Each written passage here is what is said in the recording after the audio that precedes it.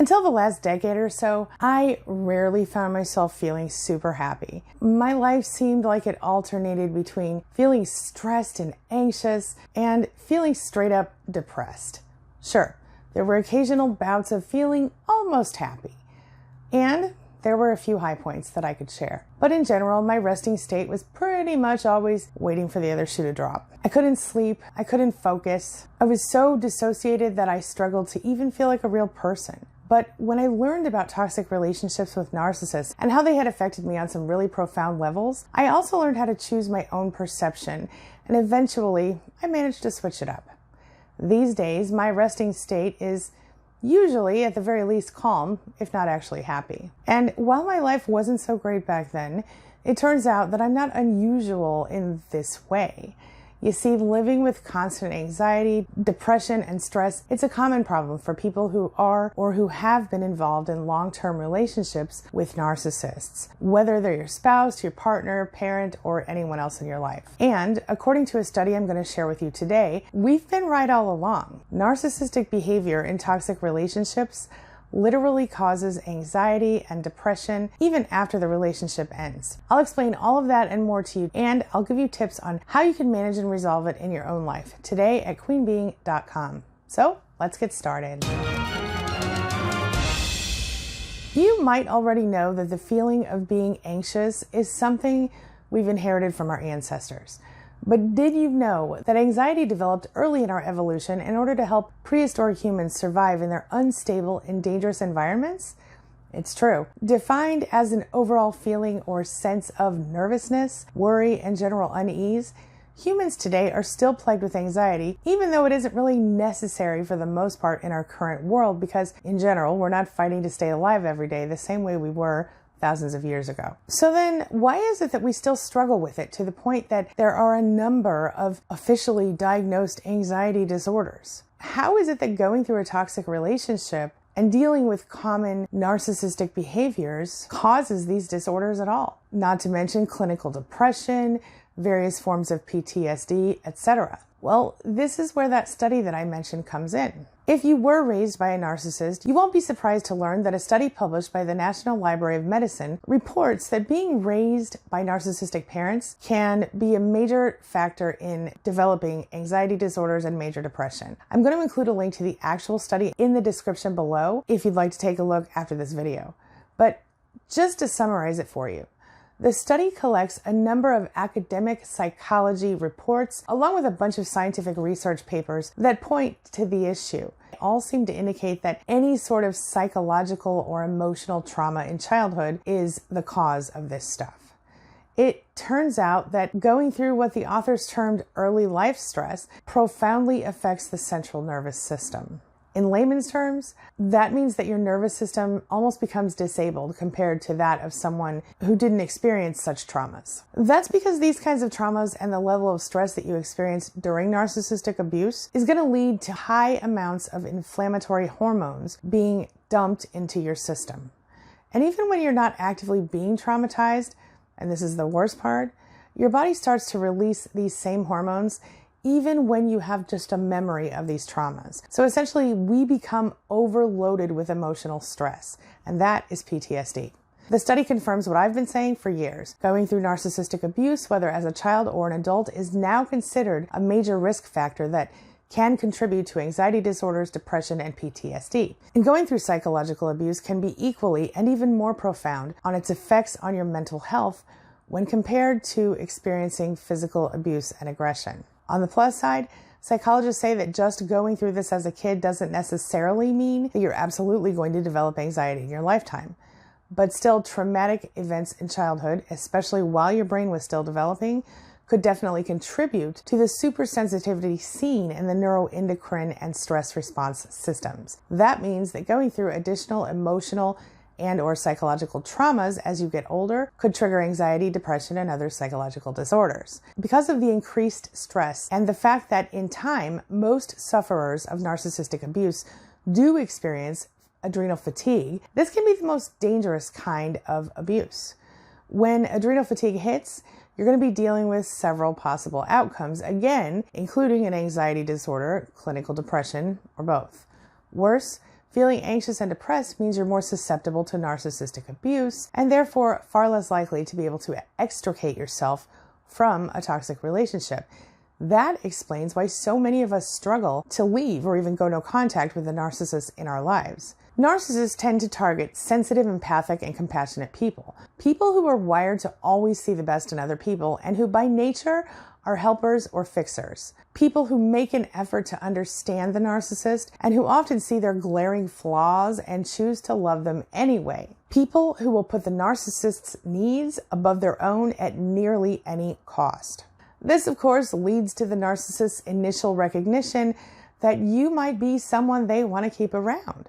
So what do? They start creating the web of crazy that we end up stuck in during these toxic relationships.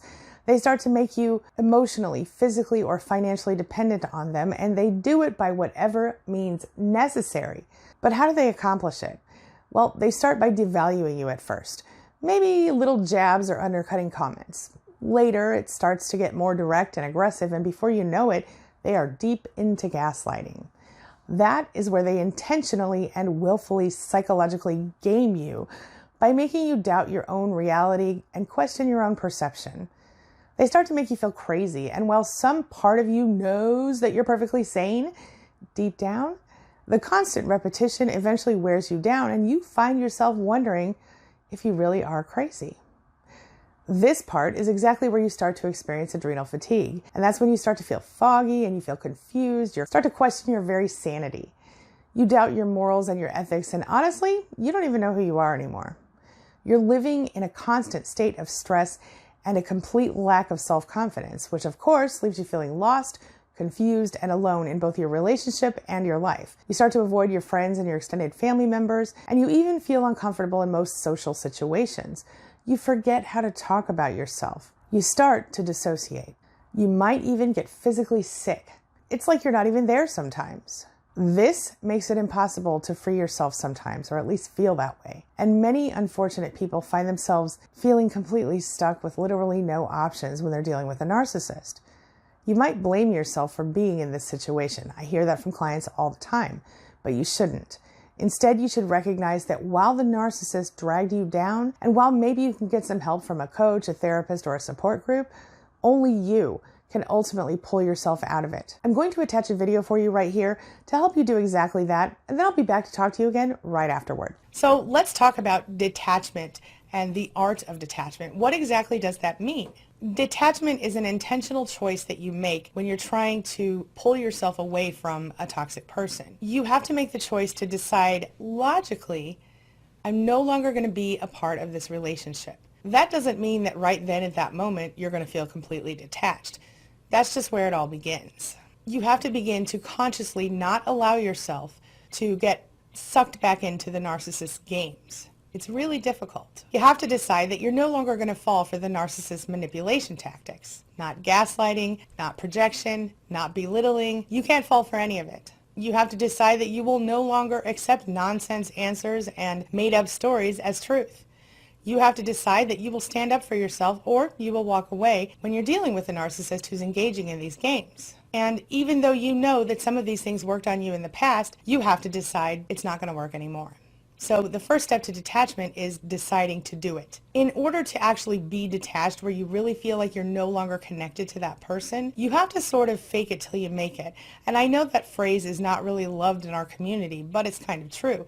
What I mean is you have to kind of go through the motions before you really get what you're doing. You feel me? So in order to sort of protect yourself emotionally, you focus on the logic of it all. You focus on the facts. You use your cognitive abilities to stay logical and for the time being, keep your emotion out of it. Now you will get to a point in recovery when you will want to connect your emotions to your logic, of course. But right now, we're just trying to keep you protected so that you can detach from that narcissist. Remember, we feel addicted to narcissists and toxic people who we've loved very much like you would feel addicted to a drug. It affects the same part of your brain that drug addiction does. You're going to be emotionally crushed. You're going to feel a great deal of stress. And you're going to feel really confused by everything your partner or family member has done. Now, in many cases, you're going to want to start practicing this detachment even before you leave the narcissist.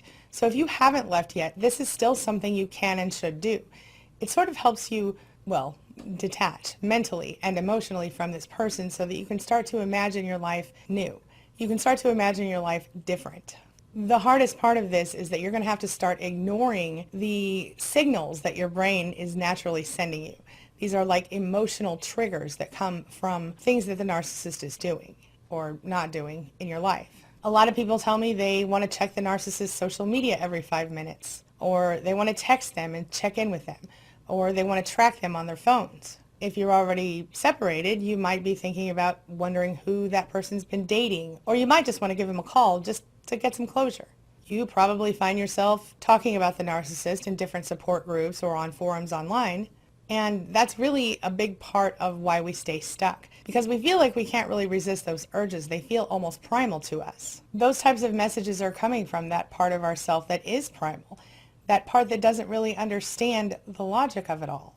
This is why we have to really step up our thinking game when we're trying to recover from narcissists. Our emotions won't allow us to overcome this type of abuse ourselves. We need to bring in the logic, because the logic is the part that looks at the facts and the things that are actually happening in the moment. But you're going to need a little bit of help with letting go of a narcissist. And the first thing is going to be the willingness to change your mind, the willingness to have the intention and try to stick to it. You have to be willing to let go. You have to be willing to tell yourself no when you want to look at their social media or make a phone call or send a text or stalk them in some other way. And the next thing you have to do is you have to educate yourself on what a narcissist is. So, of course, we know what a narcissist is, but in case you don't, take some time, watch some videos, read some articles, find out exactly what it is that you're dealing with if you haven't already, and then use that information and that knowledge. Learn about the manipulation tactics, learn about the psychology of a narcissist, learn about the spectrum of narcissism, the whole cluster B spectrum.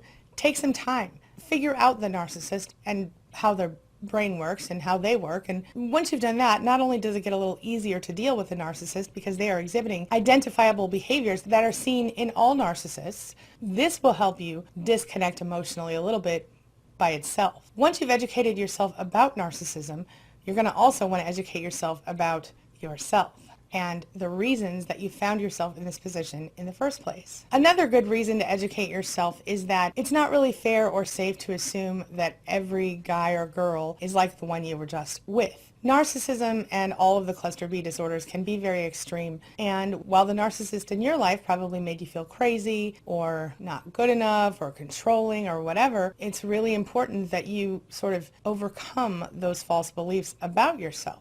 You have to understand narcissists can't take responsibility, so they're going to do anything they can to avoid it. Of course, that includes blaming you or anyone else who's near them. By figuring out exactly how a narcissist works, you can logically move through things even if you are still in emotional pain. Does that make sense? So you use the information that you gather as a way to sort of turn in the way that you're thinking, a way to sort of change lanes, so to speak. You stop thinking of you and the narcissist as us, and you start seeing yourself as an individual. You start worrying about your own safety, your own well-being, your own freaking sanity, and you start looking toward your own future. It's sort of like you're going no contact with them just emotionally, on an emotional, internal level. And they'll notice it, I promise you, but if you stick it out, you'll be able to detach fully when it's time. When and if you're ready. By protecting yourself with your understanding of the logic of the psychology of all of these parts of the narcissistic personality, you're protecting yourself with your understanding of the situation. You can put your emotions to the side as you figure out the psychology of it. And in my experience, I found that knowing the psychology helped me to identify those behaviors, helped me to go, okay, that's gaslighting, okay, that's projection, whatever it was. When I could see it in that way and I could identify and label the behaviors, it took the sting out of them for me. I almost started to feel sorry for the narcissist when I could see how textbook the manipulations were, almost. A few quick tips for detachment. Remember that you don't want to ever expect the narcissist to change, and demanding that the narcissist will change is just an exercise in frustration. So don't waste your energy or your time. Understand the narcissist could change, sure. But unless the narcissist chooses to change of his or her own volition, It's not going to happen. And in my experience and in the experience of many other people I've interviewed and worked with, they don't change because they never think anything is wrong. And I know that's painful, but it's true. The next thing you need to do is make sure you don't try to play the narcissist, play games with the narcissist. Certainly it could be satisfying to take the narcissist and twist them around a little and give them a taste of their own medicine, right? But doing that is just going to cause you a great deal of stress, and it is in many cases going to have the narcissist rising up against you. It's just not worth it. It's like talking to a brick wall. You can't expect it to hear you or change, but you can certainly bang your head against it and wind up with injuries of your own. Remember that there's nothing wrong with you. You shouldn't have any shame or doubt about yourself because you do need to walk away from this person. Not only do these types of relationships affect us mentally, but also physically. It's really important that you try to develop a really rational perspective of the situation and that you don't stay focused on those things that are out of your control. Like I said, even if you can't leave, you can still sort of distance yourself emotionally. But don't doubt who you're dealing with. Don't question yourself. Make sure that you take responsibility for your own happiness, your own peace, your own well-being, your own fulfillment. The narcissist cannot and will not do that for you. In fact, no one will. The narcissist wants you to stay depressed and sad and beaten down because that makes it easier to control you. But now you can take back that control, even if you can't leave yet. You can take back the control and make it your own again. You gave them control over your feelings, your thoughts, your behaviors, your happiness, your well-being, all of those things, certainly without realizing it. But on some level, you gave them that control.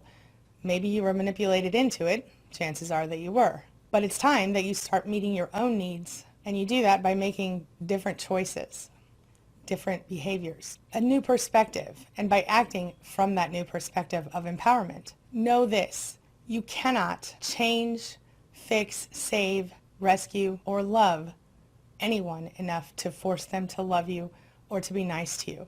The narcissist is a limited person. They don't have the ability to see you for the amazing person that you are. And unfortunately, those narcissistic glasses they're wearing won't let them see you that way. It's really their loss, even though it doesn't feel like that just yet. You have to remember that no matter what happens, the narcissist will never think you're good enough long term. Certainly the love bombing will come here and there. Certainly you might get put up on a pedestal now and then. But no matter how much you do for them, it's never going to be enough, and they're always going to ask for more. You can compromise forever. You can give up everything you want and never take care of any of your needs. You can bend over backward for them. It won't matter. The more you do those things, the more ungrateful, the more entitled, the more demanding, the more pushy they will become. Essentially, you're going to waste your energy on a person like this if you keep doing it. So think about stopping. Think about taking back your power and not letting them have it anymore. Make sure you don't have high expectations when it comes to the narcissist. I want to tell you to raise your expectations, but recognize that the narcissist will never rise to the occasion. So keep your expectations low when it comes to dealing with one. Understand that they are limited people. They don't have the ability to empathize with you or even really care about you, especially when they're angry at you. They lack object constancy, which means that they can't love you and be angry at you in the same moment. So in those moments when they are angry at you, they really dislike you or sometimes even hate you as a result of whatever they're feeling. No matter how much guilt or crocodile tears or extreme hypersensitivity they seem to throw your way, don't fall for it. Just remember, this is a pathological person who is going to continue to hurt you if you allow them to. It's time for you to take back your mind, your emotions, yourself. When you can, spend as much time away from the narcissist as possible if you haven't already left, and find a support group that will help you. Maybe this involves friends or family members or even a local support group that you find through meetup.com, or maybe you get involved with a support group online, such as the Spanily, which you can learn more about that at queenbeing.com/span. It's free and very supportive. Our coaches and our admin team are also survivors, and they do everything they can to keep the group safe for you every day. We have admins from around the world to make sure that we're covered most of every single day and night. Ultimately, what you're trying to do when you're detaching from a narcissist is to try to stop letting them hurt you. Stop letting them affect you. And to end the relationship, whether in reality or in your mind, know that when you stop reacting, they will start pushing harder many times. That's the narcissistic whirl response we talk about. Like I mentioned in a recent video, when you see them beginning to kind of rile up and act pushier and more entitled and more ungrateful, scream, yell, whatever, That kind of shows that what you're doing is working, because it's them reacting to not getting what they want. It's them reacting to a lack of narcissistic supply, which ultimately is what you must deprive them of if you're ever going to get free. By using the art of detachment in your favor, you can actually take back your power one moment at a time. Every time you don't react, you get a little more powerful. It feels pretty good. It's not going to happen overnight. It's going to take time for you to learn how to do this and make it exactly what it needs to be. Detachment is essentially indifference. That's really difficult for people like us, for empaths. It sort of runs against those beliefs that we've always fundamentally carried within ourselves about love and relationships. But remember, you're in a relationship with someone who is emotionally, verbally, or otherwise abusing you. Someone who attacks you, devalues you, discards you over and over again. Someone who makes you feel like you don't matter. Someone who stands on your head in order to raise up their own insecurities. Someone who's willing to beat you down emotionally and take from you everything that you have, literally or otherwise. Some people would say that a narcissist has no soul. Psychologists will tell you that a narcissist has no empathy. Either way, the perspective from which a narcissist operates is damaging for anyone who gets close to them. It's time for you to stop letting a narcissist destroy you, to detach yourself mentally and emotionally, and to start to move on so that you can heal, take back your life and take back your power and become the person you truly want to be. You deserve that, my friend. You know that, right? Please don't forget. This brings me to the question of the day. And the question of the day is, are you as unshocked by this study as I am? Have you ever experienced this kind of relationship? Share your thoughts, share your ideas, share your experiences in the comment section below, and let's talk about it. As always, thank you so much for being a part of my day and a part of my life, and hey, thanks for letting me be a part of yours. It really does mean a lot to me. Now, before I go, make sure you take a look at the videos I'm going to leave for you right here and right there. And while you're at it, hit the subscribe button right here so we can stay connected and continue on this healing journey together. I'll see you soon.